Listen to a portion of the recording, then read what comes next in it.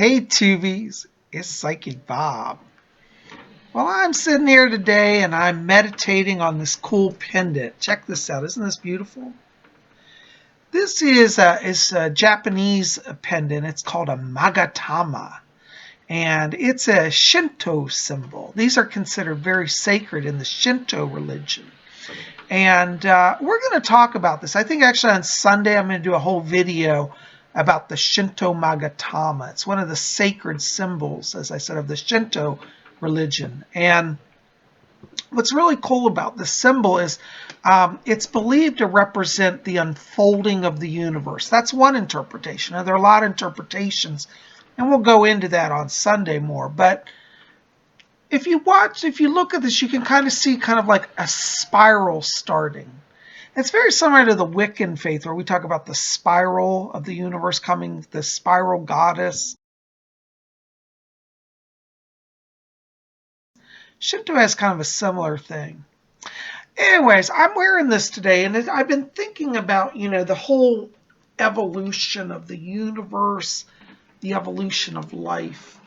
And, today is UFO Friday. And what's interesting is I was actually sitting and looking back at, some of the old stories on UFO, some of the old history.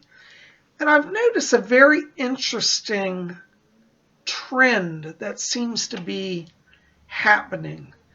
When UFO phenomena really got big, it was during the 1940s, 1950s, right around World War II.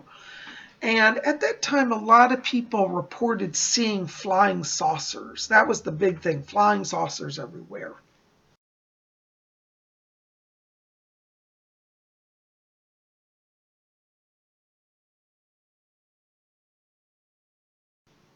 Really, through the 40s, 50s, 60s, it was really the flying saucer craze that really was taking over, the whole UFO phenomena. And then the ships started to evolve. Like in the 1970s, everybody then started seeing the big cigar-shaped craft. Now, some people say out of the big cigar-shaped craft came little saucers. And I do believe that most of those saucers did come from the large motherships, which were like cigar-shaped craft.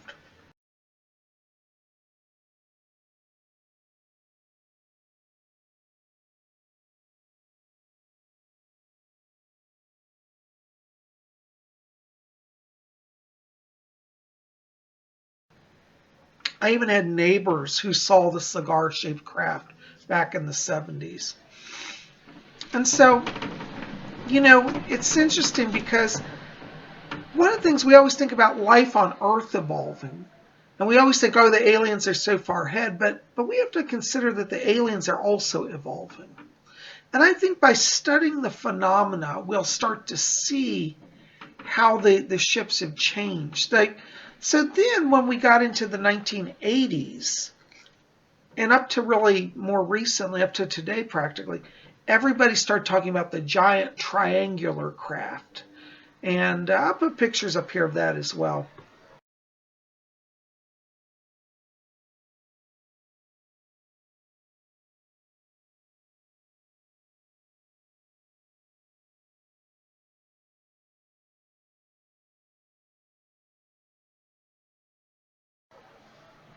And, this giant triangular craft is like what we're seeing a lot of still today.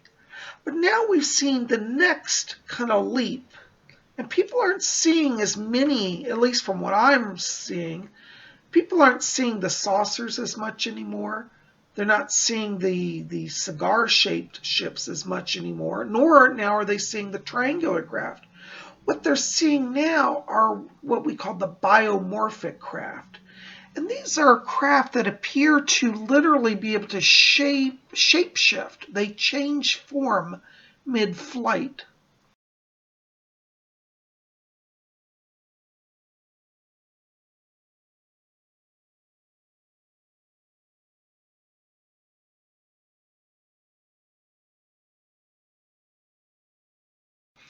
And I believe that there is a technology that the alien cultures have where they are now interfacing biology and technology.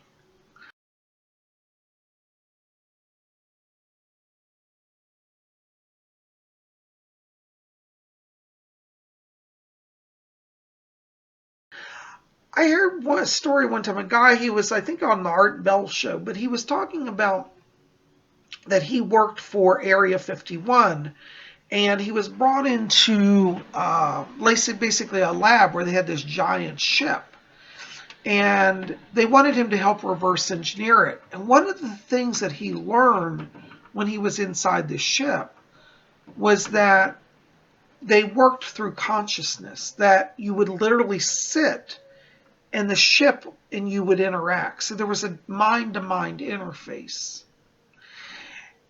He believes, this guy, and I can't remember the name. I haven't been able to find the article, but if I find it, I'll bring it up. But there's an article on this somewhere. But basically, he was saying that he believes that the aliens have a biological element to the craft, that the ships now are literally living beings. Now, this is so interesting because if that's true, then technology has gone to an even higher level. What's fascinating is the biological based ships, or the biomorphic ships, the ones that change shape and form, also are reported to have a lot of light around them. They literally glow. And so they look like a glowing boomerang, and then they'll change to the shape of an amoeba, and then they might change to a sphere. And, it's just so interesting because as we talk about the evolution of the universe, we have to also consider that all the life forms are evolving. So as the Earth evolves, the aliens are evolving. So we shouldn't be really so surprised that we're not seeing little saucers as much as we're now seeing biomorphic ships. My question is, what does this mean for the Earth? Because as well as I do, somewhere, somebody in the government is watching this. And now they're thinking, wow, maybe we should have biomorphic ships. How would that be accomplished? I think when we stop and we look back, if we go back the last 60, 70 years, you'll clearly see that the UFO phenomena, one, has increased in its visibility. Now, some of that is due to our technology. We're capturing it more. And I think with the media, it's spreading more. But I also think that, in a sense, the alien craft are being more visible. They're purposely being visible to us. And I have to say to myself, are they trying to send us a message? And I believe the answer is yes. There are many, I've been to England and seen the crop circles over there. And in the United Kingdom, you can research this. There are crop circles. In fact, let me put a crop circle image up here for you.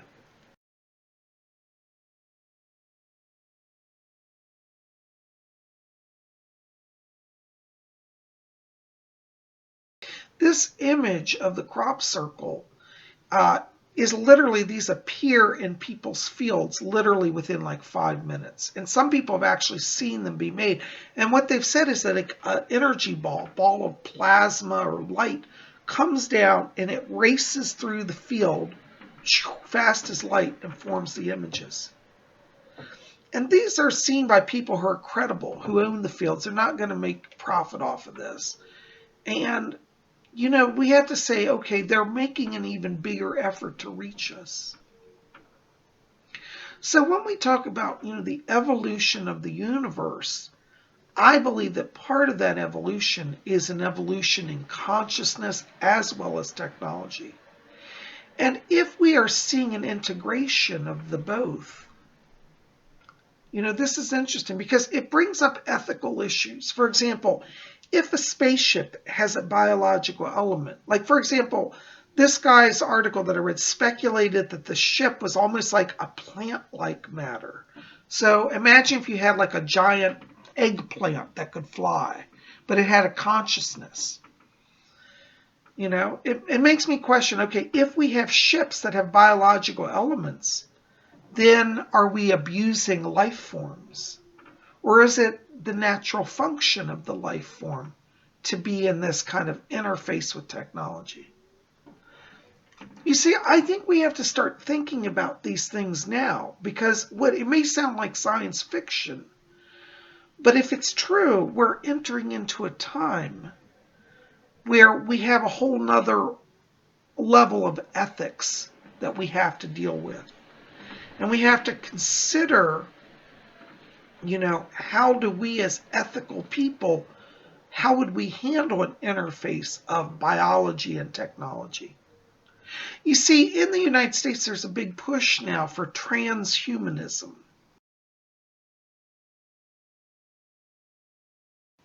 And I've heard arguments on both sides. For example, one argument for transhumanism is we now have the technology that we can repair people's genetic deficiencies inside their own bodies. They can make microscopic bots, little mini robots that can go in and do cell repair. Amazing. If we have that technology, then that means we could cure diseases such as cancer, such as, spina bifida, all sort of things. Okay?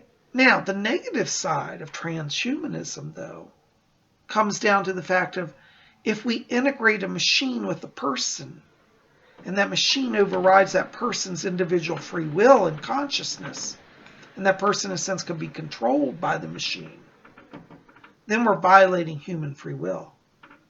And somebody could say, oh, well, that person personally chose to interface with the technology. Yeah, maybe they did. But at some point, what if the evolving technology develops its own consciousness? See, we also have to explore artificial intelligence in this discussion of the evolution of the universe. Because if we develop artificial intelligence and it develops the ability to interface with humanity and override humanity's free will, now we have another level of ethics to deal with, another question of the rights of humanity. So I think as we watch the UFO technology, I want us to be particularly mindful of its evolution. Because, I kind of believe that what we see in the UFO world is what we're going to eventually see here on Earth. And as I've said, and you guys have heard me say, and I believe in the next few years, next 2 to 3 years, we are going to have full-scale disclosure of the alien presence upon the Earth. Now, when we interact with an alien culture, this whole biotechnology may now suddenly enter into our culture. I'm a believer, I know people think I'm crazy, but I believe that since World War II, our immense technology jumps have an alien component to it. I just believe it because, Roswell, if you study Roswell, New Mexico, in Roswell, New Mexico, they claimed in 1947 to have acquired a flying disc, a saucer that crashed.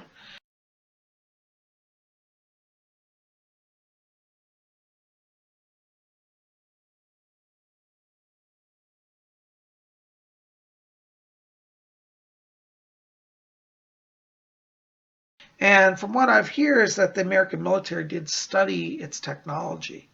And it was very shortly after that that suddenly we started having transistor radios and then computers, and the technology grew very rapidly.